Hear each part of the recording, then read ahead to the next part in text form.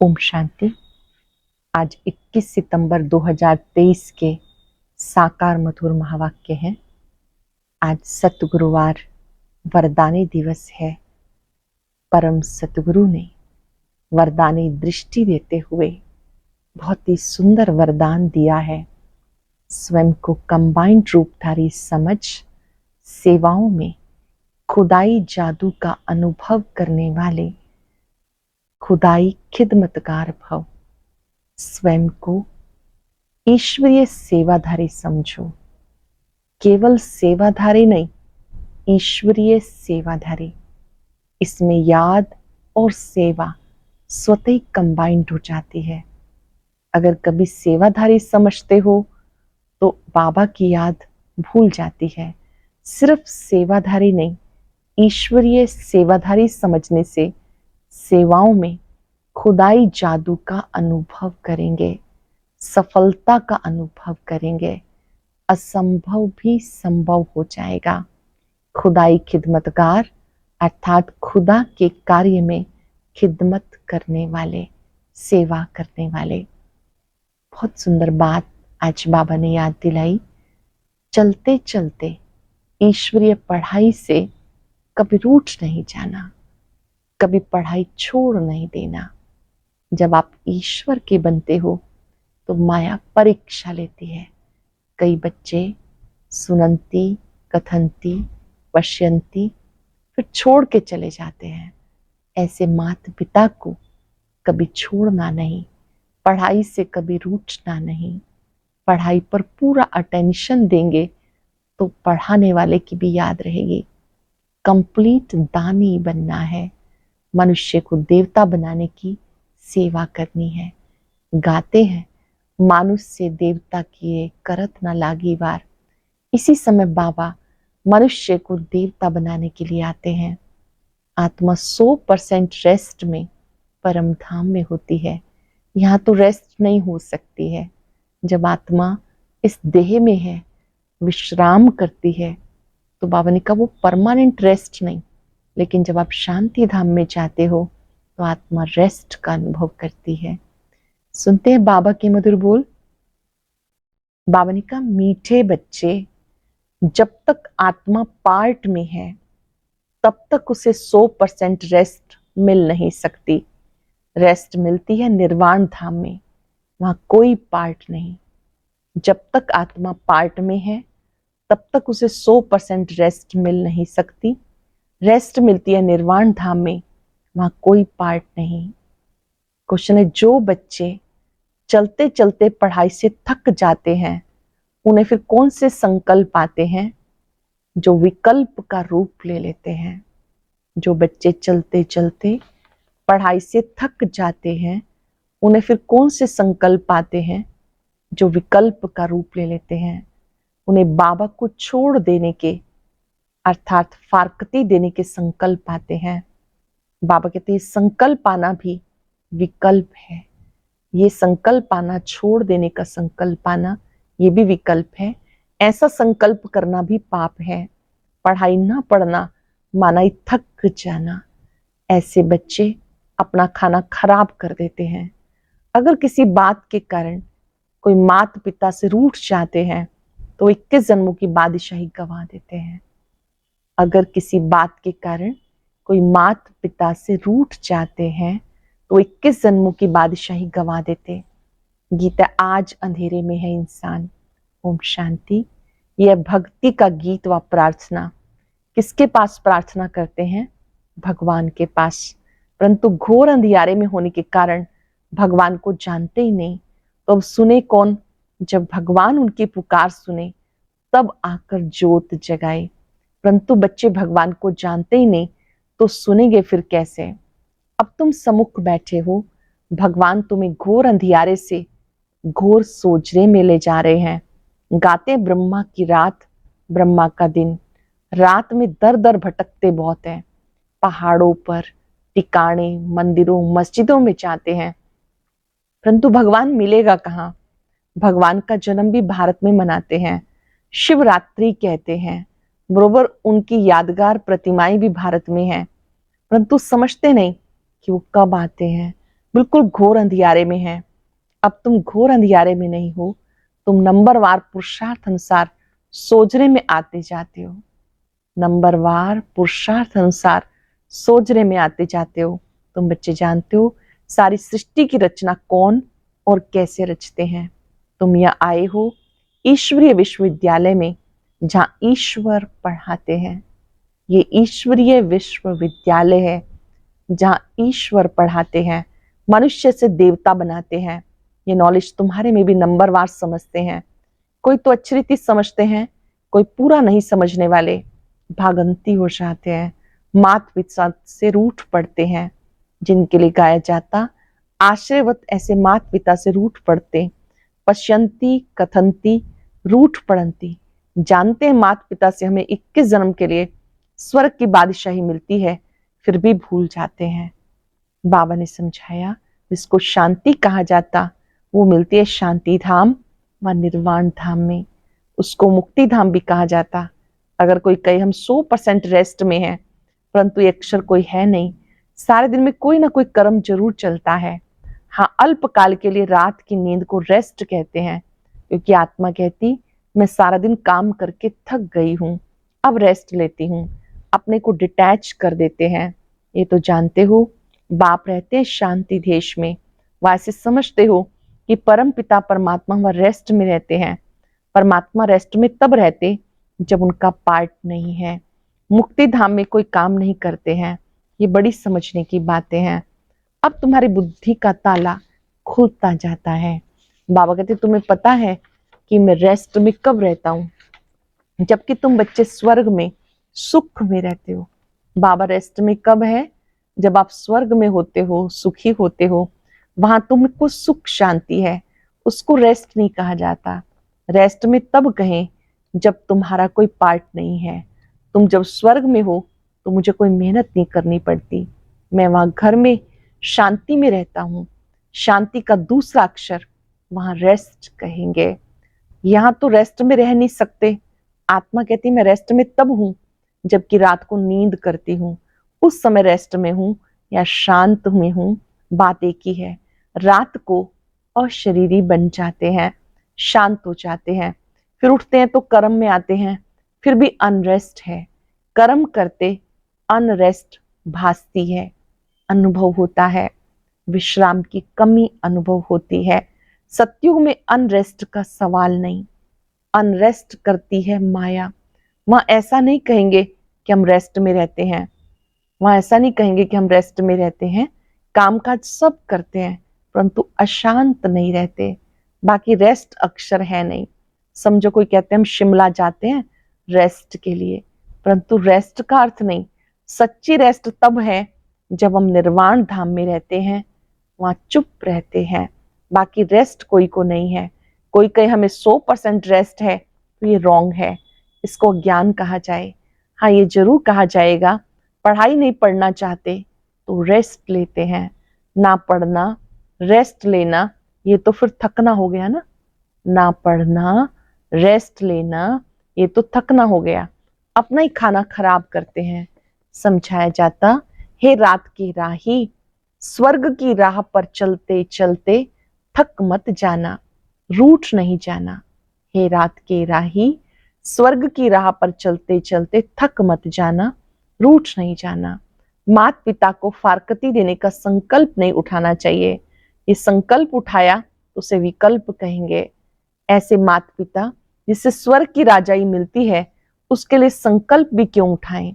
लिखते हैं कभी कभी संकल्प आता है छोड़ दे, कुछ समझ में नहीं आता।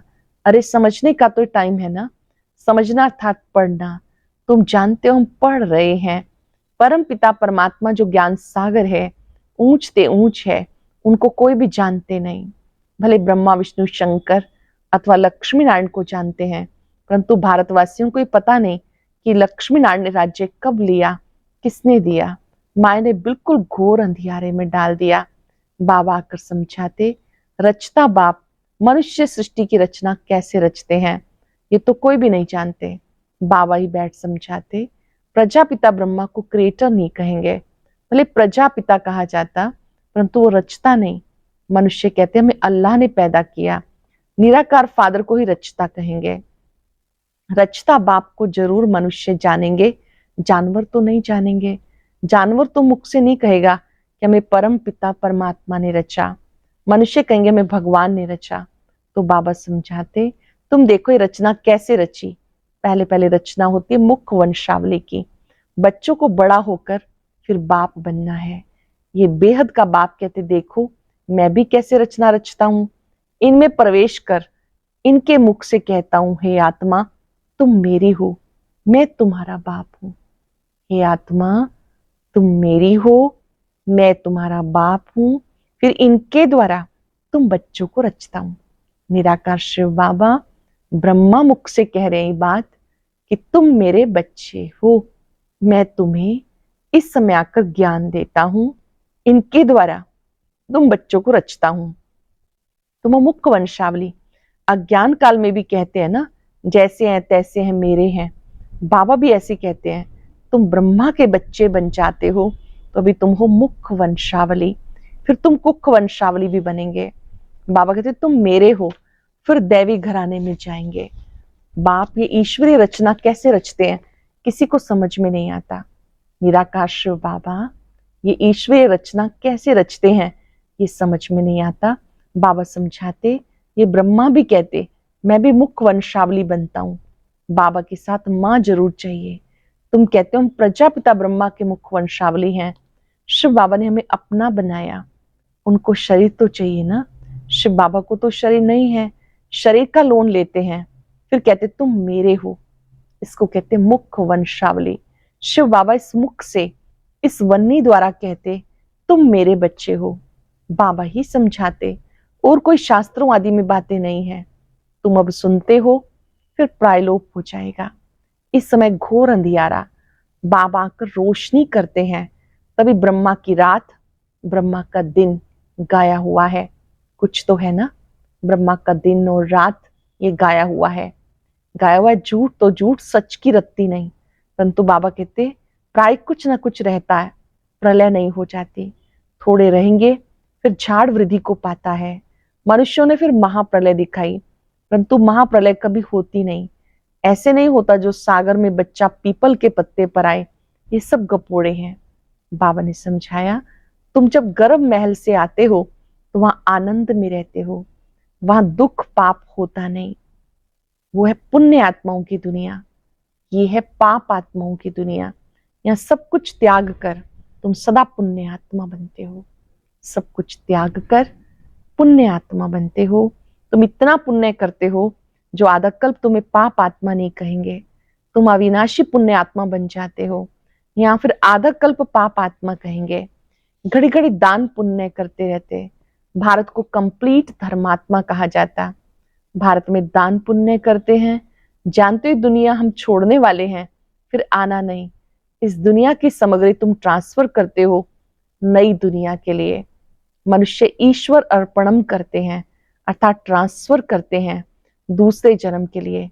यहाँ तुम ट्रांसफर करते हो 21 जन्मों के लिए, तो बहुत चाहिए ना।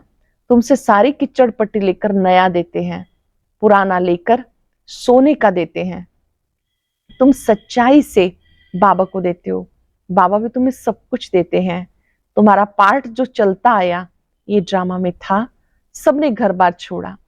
नहीं तो गौशाला कैसे बनती, मनुष्य तो नहीं जानते भट्टी कैसे बनती है, दिखाते बिल्ली के पुंगरे आदि थे। शुरू में संगठन बनना था, उसी को बाबा कहते कि भट्टी बननी थी। कैसे शुरू में सब आए, बाबा ने सबकी ज्ञान योग से पालना की, सब परीक्षाएं आई, लेकिन बिल्ली के पुंगरे सेफ रहे। ये सब तुम बच्चों को अभी है, फिर वहां ज्ञान नहीं रहेगा। हम ऐसे 21 जन्म राज्य करेंगे फिर गिरेंगे, वहां ज्ञान नहीं रहता। त्रिकालदर्शी बने का पार्ट तुम्हारे में अभी रहता। मुख्य हीरो हीरोइन का पार्ट तुम्हारा ही है और कोई का नहीं है। असुर से देवता, फिर देवता से असुर, तुम भारतवासी ही बनते हो और किसी का पार्ट नहीं। असुर से देवता, फिर देवता से फिर से तुम बच्चे असुर बन जाते हो। बाकी बीच में है बाय प्लॉट्स। नाटक में बीच में हंसी कुंडी का खेल भी करते हैं। आधा कल्प बाद देवी देवता धर्म प्रायलोप हो जाता। तुम्हारी बुद्धि में सारा चक्र फिरता रहता, तभी तो तुम समझाते हो ना, परम पिता परमात्मा भी परम आत्मा है, परम धाम में रहने वाला। बाबा कहते मेरे में सारा ज्ञान है, मैं मनुष्य सृष्टि का बीज रूप चैतन्य हूं। वह तो जड़ बीज होते हैं, शिव तो चैतन्य है, उनकी प्रतिमा पूजी जाती है। स्थान स्थान पर शिव की पूजा होती है। आजकल गवर्नमेंट झाड़ों की सैपलिंग लगाती, यह है चैतन्य बीज, मनुष्य सृष्टि रूपी झाड़ का बीज कहते हैं। मुझे सारे झाड़ की नॉलेज है, तो जब कोई कहते हैं 100% रेस्ट में है, तो समझाना चाहिए 100% रेस्ट तो कभी मिलती नहीं। हाँ, ऐसे कहेंगे स्वर्ग में 100% पवित्रता सुख शांति रहती है। स्वर्ग में 100% पवित्रता सुख शांति है, नाम ये स्वर्ग। बाप को कहते हैं सत्य श्री अकाल, सच बोलने वाला।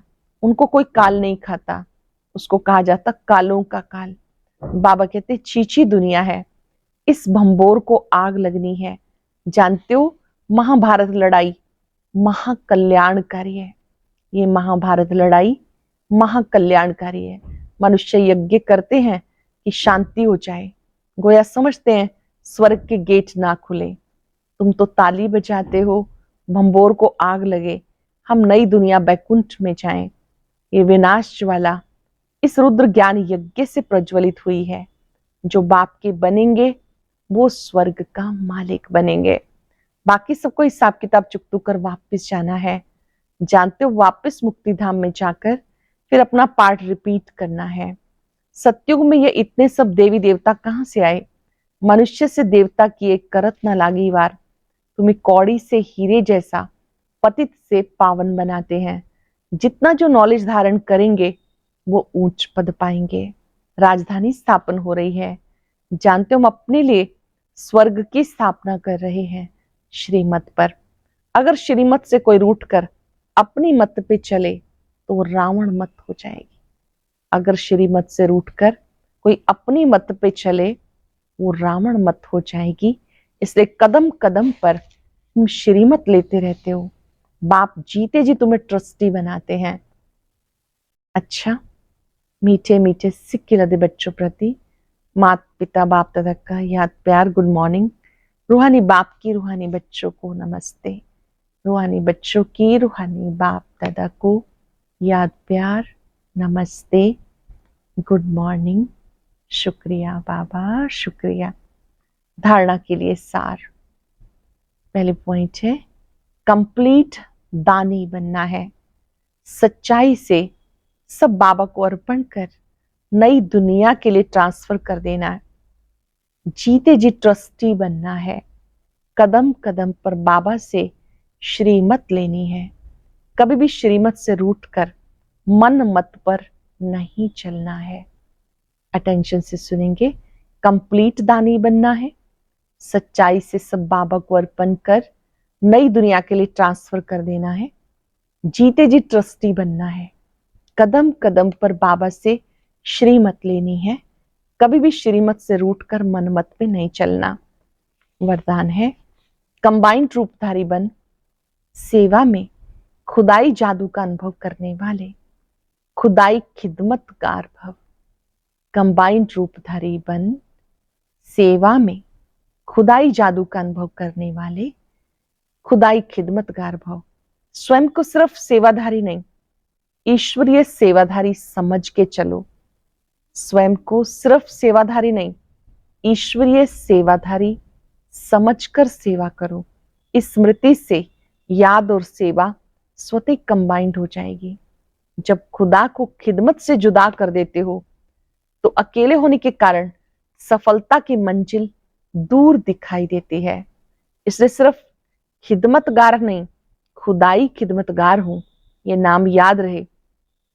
सिर्फ खिदमतगार नहीं, खुदाई खिदमतगार हूं, ये नाम याद रहे तो सेवा में स्वतः ही खुदाई जादू भर जाएगा और असंभव भी संभव हो जाएगा। स्लोगन है कर्म योगी बनना है तो कमल आसनधारी बनो। कर्म योगी बनना है तो कमल आसनधारी अर्थात न्यारे प्यारे बनो। आज बाबा का वरद हस्त अपने सिर पर अनुभव करेंगे और महसूस करेंगे मैं खुदाई खिदमतगार हूं। हर कर्म में खुदा मुझे शक्ति देते हैं सेवा करने के लिए। वो ही मुझे बल देते हैं, गाइडेंस देते हैं। संगम युग पर ईश्वरीय सेवाधारी बनना परम सौभाग्य है।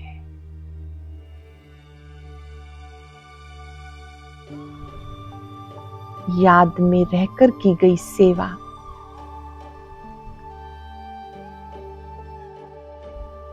कंबाइंड रूप से की गई सेवा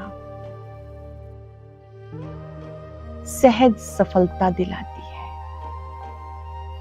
असंभव संभव हो जाता है।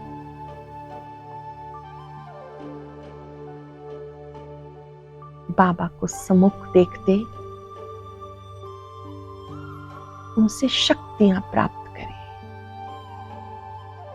मैं खुदाई खिदमतकार हूं, सेवाधारी, ईश्वरीय सेवाधारी। शुक्रिया बाबा, शुक्रिया। ओम शांति शांति।